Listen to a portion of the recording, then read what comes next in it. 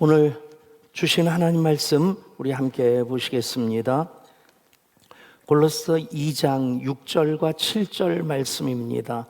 말씀이 짧으면 자주 그렇게 하는데 제가 먼저 읽고 또 한 목소리로 우리 같이 읽겠습니다. 그러므로 너희가 그리스도 예수를 주로 받았으니 그 안에서 행하되 그 안에 뿌리를 박으며 세움을 받아 교훈을 받은 대로 믿음에 굳게 서서 감사함을 넘치게 하라. 아멘. 한 목소리로 같이 읽습니다. 그러므로 너희가 그리스도 예수를 주로 받았으니 그 안에서 행하되 그 안에 뿌리를 박으며 세움을 받아 교훈을 받은 대로 믿음에 굳게 서서 감사함을 넘치게 하라. 아멘. 11월 한 달 설교 주제는 더 감사, 뭐 감사입니다. 오늘 그 세 번째 시간으로 감사함을 넘치게 하라 하시는 말씀을 받고자 합니다. 특별히 오늘은 추수감사주일이고 더하여 블레싱 전도 축제로 3부 예배를 진행하게 됩니다. 이 일이 하나님께서 가장 기뻐하실 일이기에 가장 큰 감사의 고백으로 우리 예양 공동체가 정말 큰 열심으로 기도하면서 작정하고 또 오늘 초청하고 모든 행사를 진행하게 됩니다. 이 일을 통해 우리 모든 예양 가족들이 오늘 말씀 그대로 감사함이 넘쳐 흐르는 것 우리가 경험할 수 있는 오늘 예배, 오늘 모든 시간들 될 수 있기를 축복합니다. 우리 모두 그리스도인으로서 하나님 자녀의 신분을 가지고 있습니다. 그래서 우리의 삶의 신앙의 출발도 과정도 목적도 온전히 하나님 기뻐하시는 일이 되기를 원하는 마음이 크든 작든 모든 그리스도인인 하나님의 자녀들에게는 그 속에 담겨져 있습니다. 그것은 우리가 말씀에 기록되어 있기도 하거니와 이미 신앙의 삶을 통해 경험되어진 체득되어진 그런 경험이 있기 때문에 그렇습니다. 어떤 것입니까? 내가 애쓰는 것보다 하나님께서 우리들에게 주시는 은혜와 복, 그래서 하나님께서 이끌어 가시는 그 과정이 더 언제나 풍성한 결과이기 때문에 그래서 우리는 그것을 신앙 고백으로 삼아서 살고 있습니다. 우리의 신앙 고백은 당연히 하나님 말씀입니다. 하나님 말씀, 우리의 신앙과 삶의 절대적인 기준입니다. 성경은 그 부분에서 보탤 것도 뺄 것도 없이 이것이 너희를 향하신 하나님의 뜻이라 분명히 말씀하고 있습니다. 항상 기뻐하라, 쉬지 말고 기도하라, 범사에 감사하라. 이것이 그리스도 예수 안에서 너희를 향하신 하나님의 뜻이니라. 그렇게 명백하게 하나님의 뜻이라고 선포하시는 그 이유를 바로 다음 말씀에서 이렇게 기록하고 있습니다. 평강의 하나님이 친히 너희를 온전히 거룩하게 하시고 또 너희의 온 영과 혼과 몸이 우리 주 예수 그리스도께서 강림하실 때에 흠 없게 보존되기를 원하노라. 아멘. 항상 기뻐하고 쉬지 않고 기도하고 범사에 감사할 때에 우리가 그리스도인으로서 잘 살아서 상처투성이로 그렇게 그냥 버벅대면서 바둥바둥 살아가는 삶이 아니라 그리스도 예수께서 강림하실 그때, 재림하시는 그때, 우리가 하나님 앞에 서는 그때에 정말 영과 혼과 몸이 흠없게 보존되기 원하시는 것, 우리를 향하신 하나님 뜻이고 그 방법이 무엇이냐? 바로 항상 기뻐하고 쉬지 않고 기도하고 범사에 감사하는 삶을 이어 살아가는 것입니다. 그 의미를 다시 한번 우리 새기고자 하는 마음으로 함께 찬양합니다.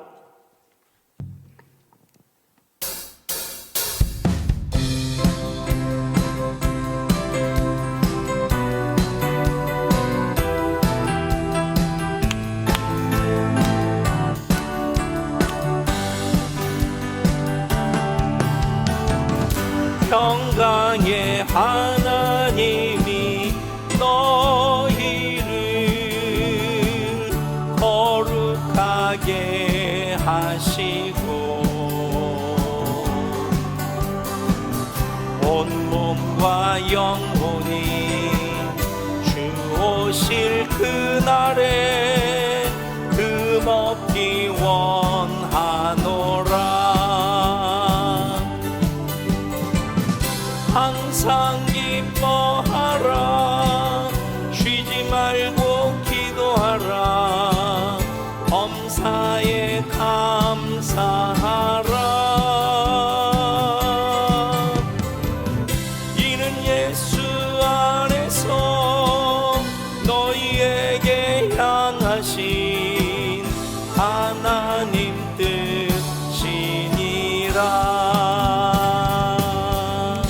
아멘. 여러분, DNA에 이미 새겨져 있습니다. 우리가 예배하고 예배자의 삶을 살아갈 때 그것이 활성화되어지는 생명의 역사로 우리의 삶의 모습으로 나타날 수 있기를 축복합니다. 항상 기뻐하고 쉬지 말고 기도하고 범사에 감사하라. 당연히 우리들을 향하신 그리스도 예수 안에서 너희를 향하신 하나님의 뜻입니다. 그래야만이 우리는 주 오실 그날에 온 영과 혼과 몸이 흠없이 보존되어지게 될 것입니다. 몇 년 전에 목회데이터 연구소에서 제 감사에 대해서 그리스도인들, 한국 교인들을 대상으로 해서 설문조사한 것이 있었습니다. 목회데이터 글을 제가 이제 매주 받아보면서 한국교회의 현상이라든가 실태라든가 또 그런 부분들에서 많이 참고를 하고 있습니다. 근데 2011년 데이터입니다. 코로나도 지나고 코로나 이후에 회복되어지는 과정에서 조금의 차이는 있겠지만 그때 2011년에 범사에 감사라는 그 말씀을 그리스도인들 중에서 하나님 말씀으로 그대로 받는 비율이 얼마나 될까? 무려 70%가 명령보다는 권고로 이해하고 있다 하는 것이 이제 설문조사의 결과입니다.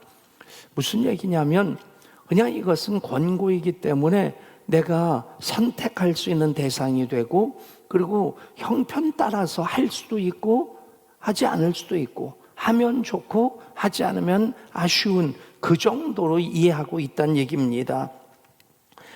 그나마 다행이라 싶은 것은 실천하려고 노력한다라고 하는 것이 이제 79%인데 비교적 잘 실천하고 있다가 18% 노력은 하지만 잘 되지 않는다. 도표를 화면에서 보시면 이런 현상입니다. 반드시 하나님의 명령으로서 실천해야 된다는 그 응답은 31%고 이제 실천과 상관없는 어떤 상징적인 메시지로 보기도 하고 잘 모르겠다도 있고 또 실천을 위해 노력하라고 하는 권고 정도의 메시지로 받는 사람들이 절반 이상이 되고 있다는 얘기입니다. 그러니까 30%만 명령으로 받고 있다. 우리 교회에서는 명령입니다라고 하는 걸 굉장히 강조했습니다. 우리 교회에서 이 퍼센테이지는 몇 프로나 될까요? 그 다음으로 그런 내용들도 있습니다. 거의 모든 그리스도인들이 평소에 감사함을 느끼고 있는데 그나마 긍정적인 부분입니다. 항상 감사를 느끼며 산다가 40%, 가끔 느낀다가 52%입니다. 상당수가 감사하려고는 하고 있다는 얘기입니다. 90% 이상이 감사하려고는 하고 있고 감사하려고 노력은 하고 있다. 그런데 감사해야 되는 그 이유에 대해서 감사를 통해 내 삶이 변화됐기 때문에 물론 복수응답입니다만 이 부분이 53%였고 감사를 통해 어려움을 이겨나가고 있다라고 하는 것이 46%입니다. 그런데 전체적인 통계를 정리하면서 신앙 정도가 더 그 헌신도가 높고 예배의 열심이 높을수록 감사의 비율이 더 높아진다. 여러분 열심히 예배하는 이유가 우리가 은혜를 받고 복받고자 한다라고 하는 것도 하나의 이유일 수 있을 것입니다만 감사 지수가 점점 예배 열심이 또 사역에 대한 열심이 커질수록 감사 지수도 높아진다. 여러분 보면서 다시 한번 쭉 살펴보면서 제 생각은 우리 교회는 어떨까? 우리 교인들은 어떨까? 라고 하는 그런 궁금증이 있었습니다. 한번 설문조사를 해볼까요? 그냥 일반적인 흐름으로 볼 때 우리 교회가 모든 지표에서 또 평균 이상의 그런 열심도 있고 그렇기 때문에 이 부분도 많이 높게 나타날 수 있으리라 생각합니다. 그럼에도 다시 한번 더 감사의 의미를 우리가 소중히 붙잡을 때 여기까지로서 우리는 만족하고 머물러 있는 것이 아니라 더 감사하고 더 사랑하고 더 순종하고자 하는 그 마음, 계속해서 표대를 향하여 부르심의 상을 얻기까지 달려나가는 우리들의 모습이 되어야 되리라 믿습니다. 이 자료들을 제 홈페이지나 제 카톡을 통해서 우리 목장을 통해서 공유해 드리려고 합니다. 한번 개인적으로 또 목장에서도 우리는 어느 정도인가 한번 점검해 보는 계기가 될 수 있기를 원합니다. 언제나 우리 신앙생활의 그 신앙 여정에서의 목적은 감사이고 목표는 범사에 감사하고자 하는 것이어야만 합니다. 목적이 감사라고 하는 것, 그것을 이제 더 구체적인 목표로 삼는다면 범사에 감사하는 것. 오늘 추수감사주일이고 블레싱 전도주일입니다. 그 의미들을 감사로서 우리가 정리하는 시간 될 수 있기를 원합니다. 추수감사절 당연히 교회의 절기입니다. 그런데 얼만큼 중요한 의미가 추수감사절에 담겨져 있는가? 추수감사절은 구약 성경으로부터 계속 이어지는 초막절입니다. 한번 따라 하실까요? 추수감사절은 초막절입니다.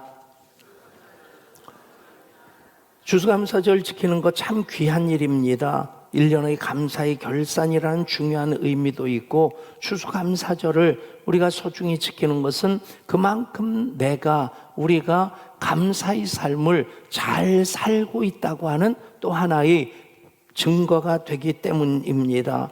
우리 교회가 덕정에 있을 때는 추수감사주일을 11월 첫째 주일에 지켰습니다. 그 이유는 11월 셋째 주일이면 너무 추워가지고 그때는 공동체가 개척해서 계속 세워질 때니까 이제 꽃동산 기도원에서 한 달 지내면서 소풍 가는 것처럼 한 달을 지냈습니다. 그것이 마치 하나님께서 우리 공동체에 주신 선물 같아서 이것을 어떻게 이어갈 수 있을까? 예배를 통해서도 풀어내기도 했지만 지하 2층 또 2층 40평 임대를 했을 때 그곳에서 우리가 쓸 수 있는 또 하나의 공간이 옥상이었습니다. 그 옥상 40평이 채 되진 않죠. 어쨌든 그곳에 올라가서 고기를 구워 먹으면서 이름은 바베큐 파티라고 불렀습니다. 잘 구워 먹었습니다. 열심히 구워 먹었습니다. 그러다가 지하에서 지상으로 올라오면서 100% 은행 빚이지만 우리 예배당을 갖게 되었을 때 마당이 꽤 넓었습니다.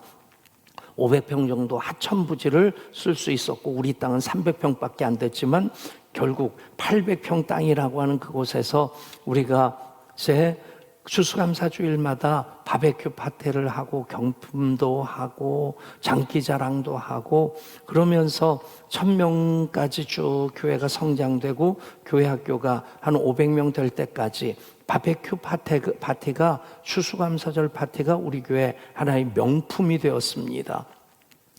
버스가 지나가는 그 바로 옆에 있었기 때문에 이렇게 우리가 구워 먹다 보면 사람들이 다 구경하고 지나가다가 이렇게 바라보는 사람들도 있고, 근데 고읍으로 이전을 하면서 이제 더 이상 바베큐 파티는 어렵겠다 하는 그런 판단이 섰고, 그래서 이제 대부분 교회들이 11월 셋째 주일을 추수감사주일로 지키고 있어서 우리가 고읍으로 이전하고는 추수감사주일을 11월 셋째 주일로 계속 지키고 있습니다.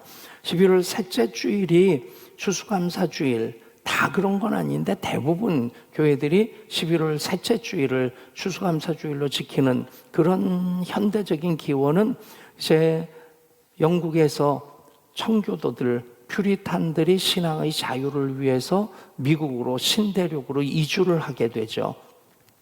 그러면서 그들이 혹독한 겨울을 지내고 살아남을 수 있었던 것, 인디언들이 가져던 음식이 있었고, 그리고 새봄이 되자 인디언들이 씨앗 종자도 가져다 주고 또 파종하는 법도 가르쳐 줘서 그래서 가을에 추수를 하게 됩니다.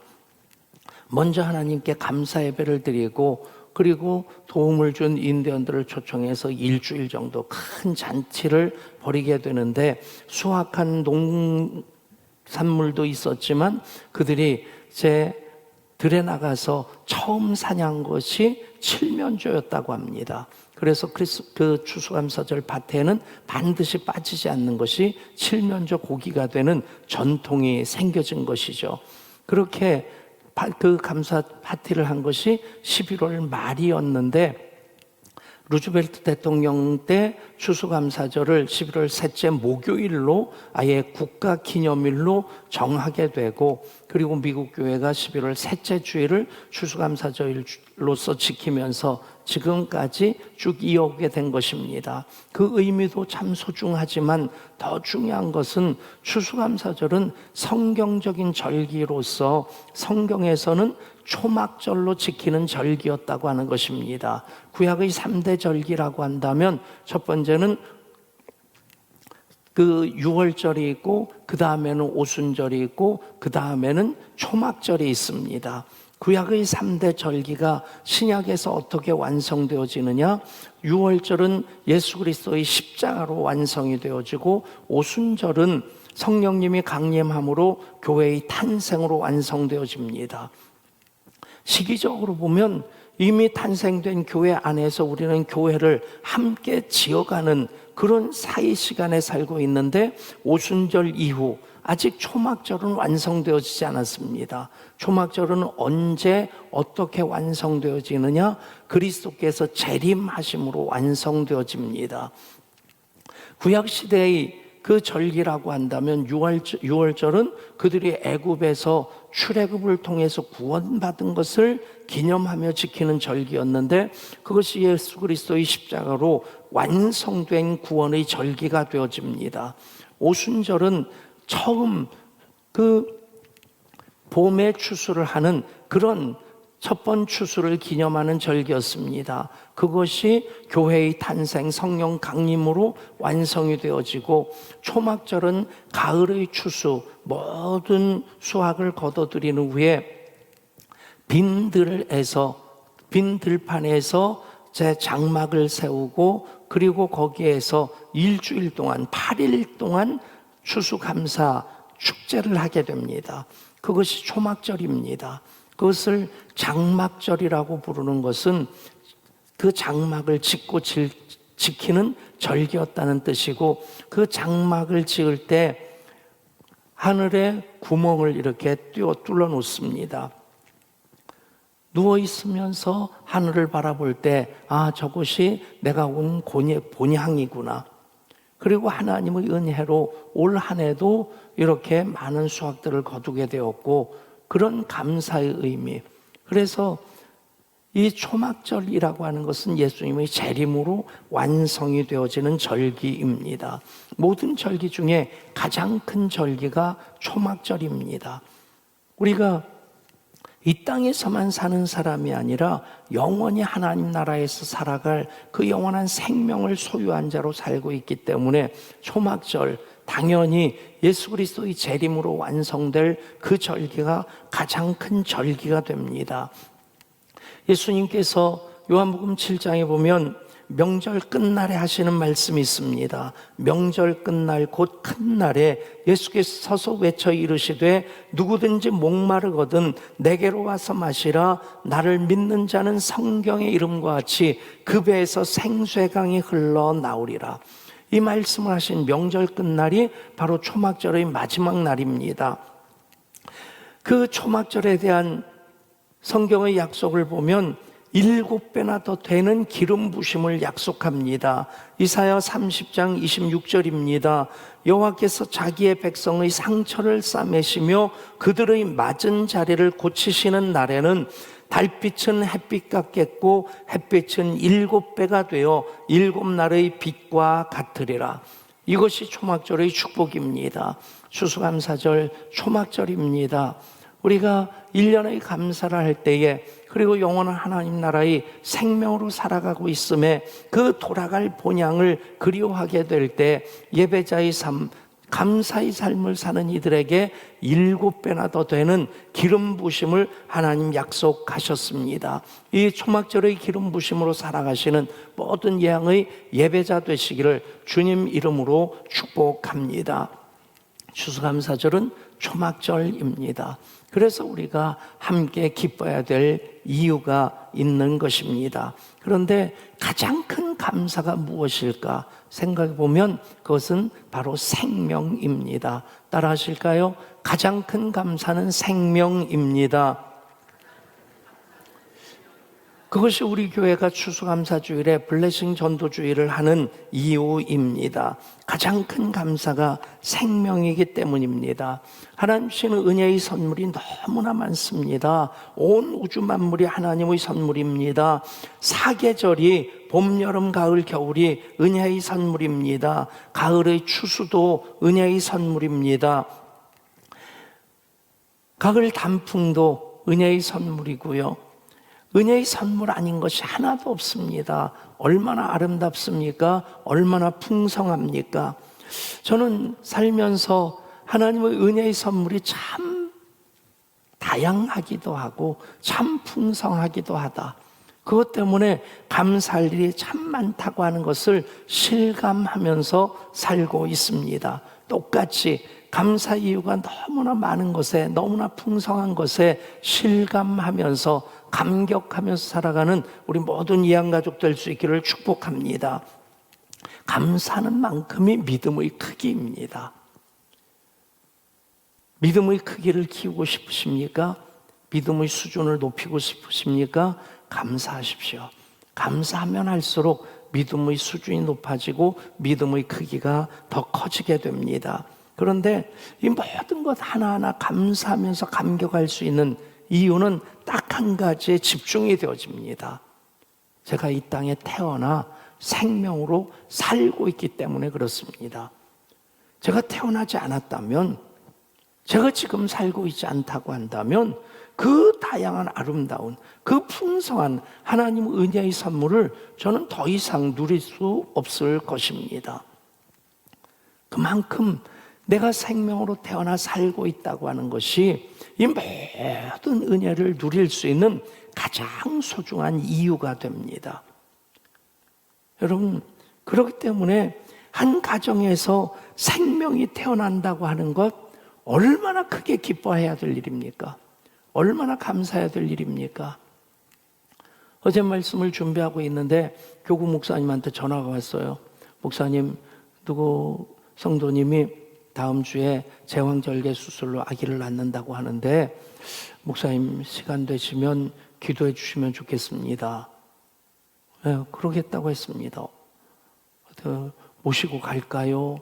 지금 교회에 있는데 그럼 내가 내려가겠노라고 목장 예배를 드리는데 목장 식구들과 함께 모여있는 그 자리에서 제가 기도해 드리는데 저도 얼마나 좋은지 모르겠고 기도하는 그 분위기도 그렇고 기도 끝난 다음에 목장 식구들 아기 낳는 사람은 한 사람인데 다 아기 낳는 사람들의 표정을 지으면서 그렇게 흐뭇한 미소를 짓는데 여러분 가정마다 목장마다 생명의 역사가 더 풍성할 수 있기를 소원합니다. 여러분 나 혼자 내가 생명으로 태어난 내가 생명으로 살고 있기 때문에 이 모든 은혜의 선물들을 누리고 있다. 나 혼자만 누리고자 한다면 그것은 욕심이 되겠죠.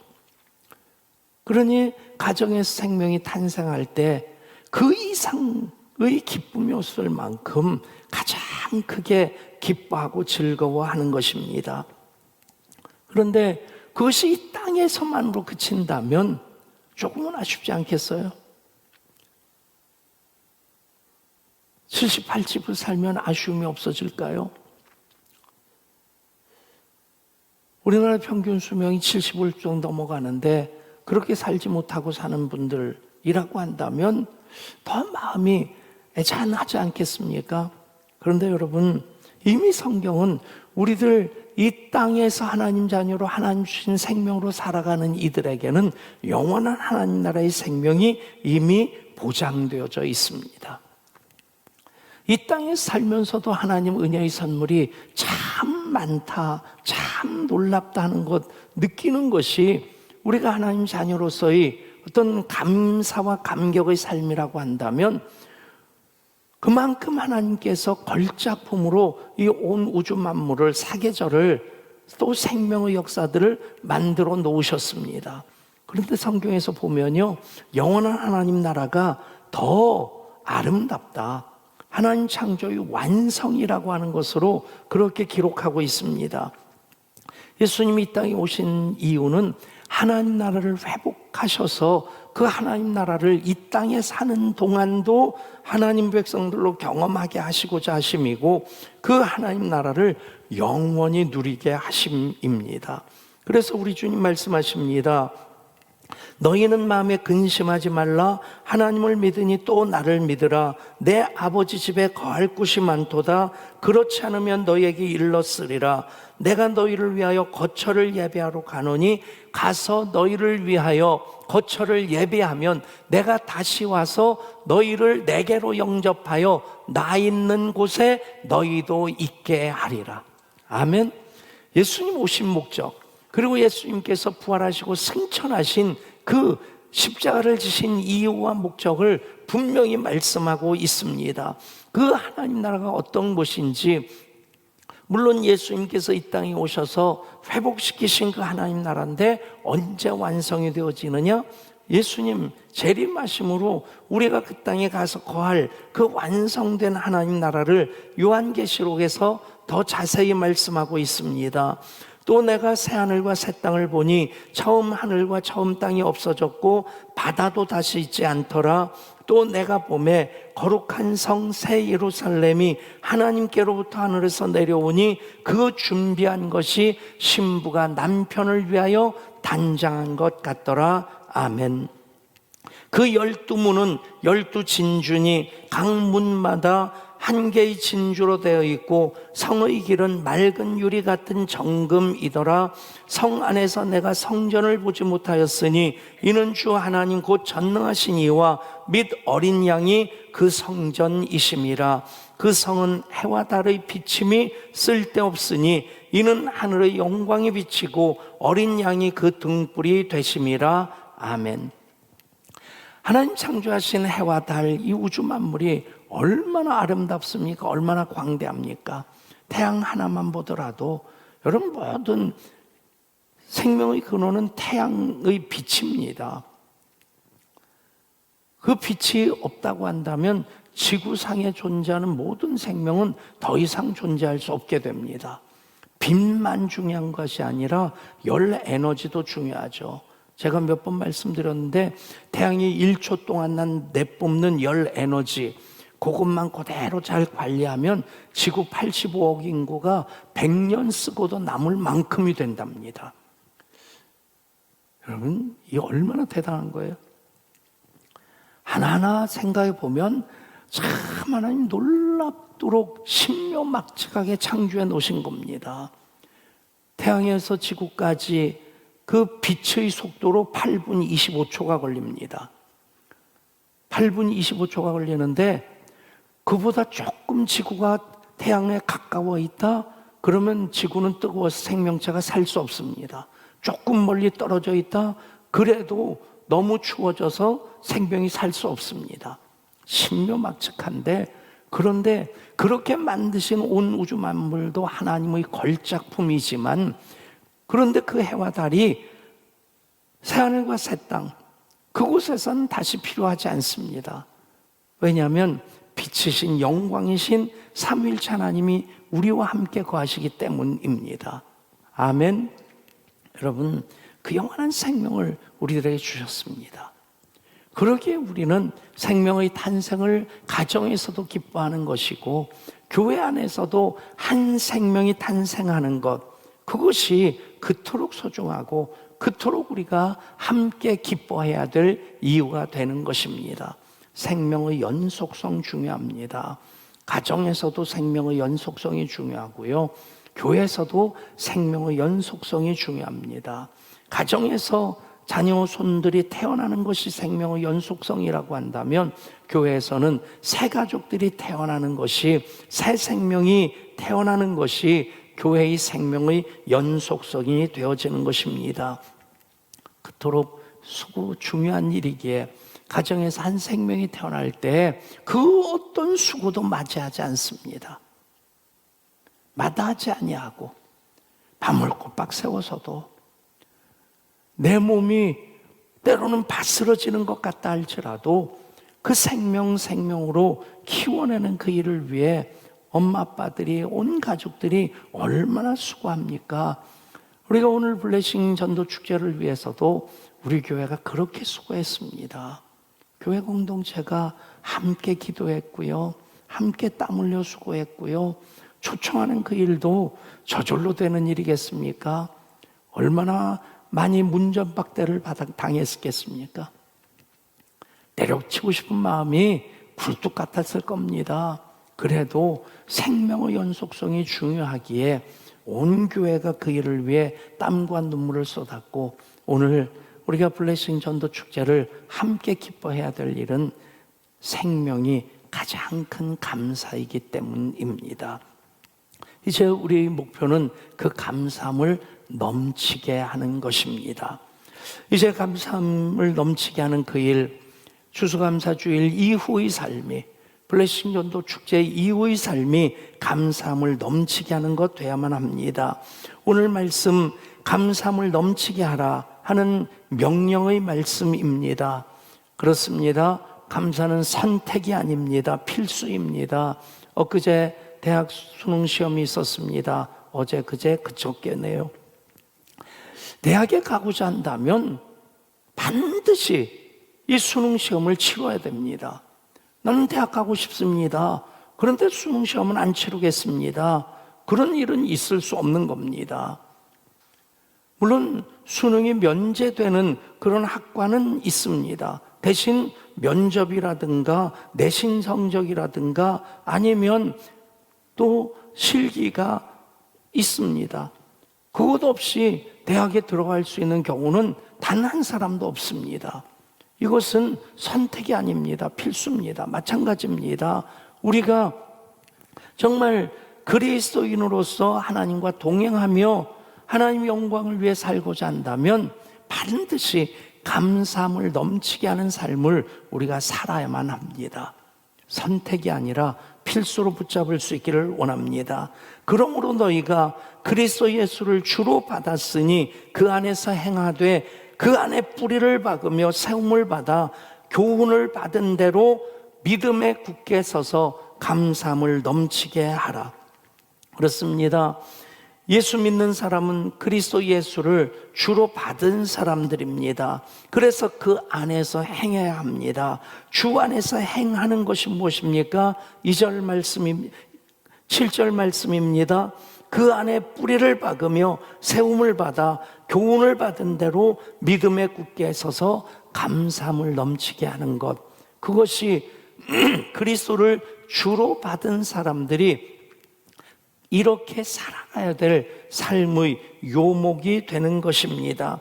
감사함을 넘치게 하는 것, 어떤 것입니까? 감사의 고백으로 사는 것입니다. 감사의 고백으로 찬송하고 기도하는 것입니다. 감사의 고백으로 섬기는 것입니다. 즉 감사의 고백이 일상의 삶이 될 때 그것이 감사함을 넘치게 하는 것이 됩니다. 예배를 드리는 것도 감사함으로 드리는 것이 되어야 됩니다. 감사함이 없는 예배는 자칫 내가 어떤 목적을 위해서 도구로 사용하고자 하는 예배로 전락될 위험이 있기 때문에 그렇습니다. 감사가 없는 사역은 자기 자랑이 되기 쉽고요, 자기 의가 되기 쉽습니다. 내가 이만큼 했는데 왜 날 몰라줘?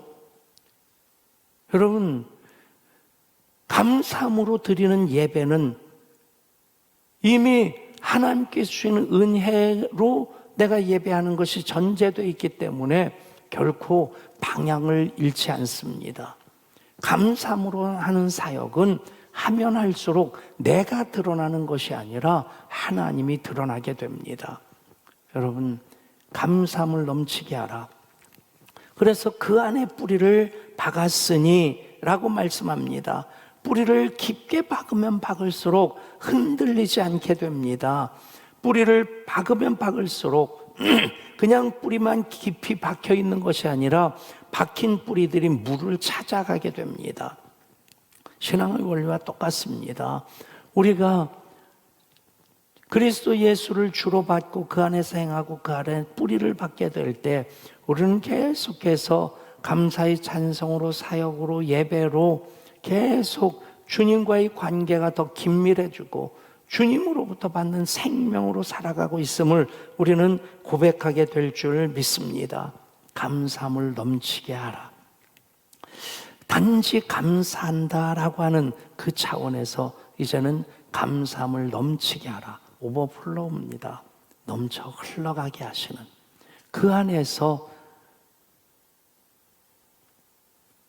생수강이 그냥 차 있는 것이 아니라 흘러나오게 하시는 것, 이것이 초막절의 축복입니다. 감사함을 넘치게 하라. 계속 넘쳐나는 것이 우리의 사역이 되고 우리의 삶이 될 때에 우리는 내가 감사하는 것만이 아니라 다른 이들로 감사하게 할 수 있는, 감사의 소중함을 함께 누릴 수 있는 그런 삶을 우리 이어 살아가게 될 줄 믿습니다. 자동차 왕이라고 불려졌던 헨리 포드가 독실한 크리스찬이었는데 그가 한번 아일랜드의 고아원을 찾아가게 됩니다. 그 고아원에 방문하면서 그 고아원에 도울 일이 무엇이 있겠습니까? 우리 고아원에 예배도 드리고 또 모여서 행사도 할 수 있는 강당이 하나 있으면 좋겠습니다. 그 말을 듣고 헨리 포드가 2,000파운드 이제 내가 기부하겠노라고 약속을 했답니다. 그런데 그 다음날 신문에 대문짝같이 나오기를 자동차왕 헨리 포드가 한 고아원에 2만 파운드를 기증하기로 했다. 그렇게 나왔답니다. 그러니 헨리 포드가 그것을 보면서도 이게 아닌데, 그런데 득달같이 그 고아원 원장하고 관계자들이 헨리 포드가 묵고 있는 그 호텔을 찾아왔답니다. 그리고는 죄송합니다. 우리가 잘못한 것은 아닌데 이게 이렇게 오보가 나와서 얼마나 심려가 크겠습니까? 그럴 때 헨리 포드가 씩 웃었답니다. 기왕 신문기사가 그렇게 나왔으니까 제가 18,000파운드 더 기부하겠습니다. 대신 조건 하나가 있습니다. 현판에다가 이렇게 써주시기 바랍니다. 헨리 포드의 뜻이 아니고 하나님의 뜻에 의해서 드려진 헌금으로 지어진 강당. 여러분, 헨리 포드가 참 멋지지 않습니까? 뭐 그만큼 돈이 충분히 있는 사람이긴 하겠지만 그것까지도 하나님의 뜻으로 받아들이면서 기왕 그렇게 된 것 내가 18,000파운드 더 기부하겠습니다. 그리고 헨리 포드에 의해서 기부된 금액으로 지어진 것이 아니라 헨리 포드의 뜻이 아니라 하나님의 뜻에 의해서 드려진 헌금으로 지어진 강당. 여러분, 감사함을 넘치게 할 때 하나님께서 더 풍성한 역사를 이루어가게 될 줄 믿습니다. 감사함을 넘치게 하라는 말씀도 권고의 말씀으로 받지 마십시오. 그렇게 살아가야 될 나에게 주시는 이미 감사 DNA가 우리 속에 있습니다. 하나님 자녀로서 택하여 주셨고 우리가 감사해야 될 세상은 이 세상에서만의 조건이 아니라 영원한 하나님 나라까지 우리는 함께 상속자가 되고 함께 지체가 되고 함께 약속에 참여하는 자로 이미 살아가고 있는 자들입니다. 감사함을 넘치게 하라. 더 감사의 삶을 이 말씀 붙잡고 살아가시는 우리 모든 예언가족 되시기를 주님 이름으로 축복합니다.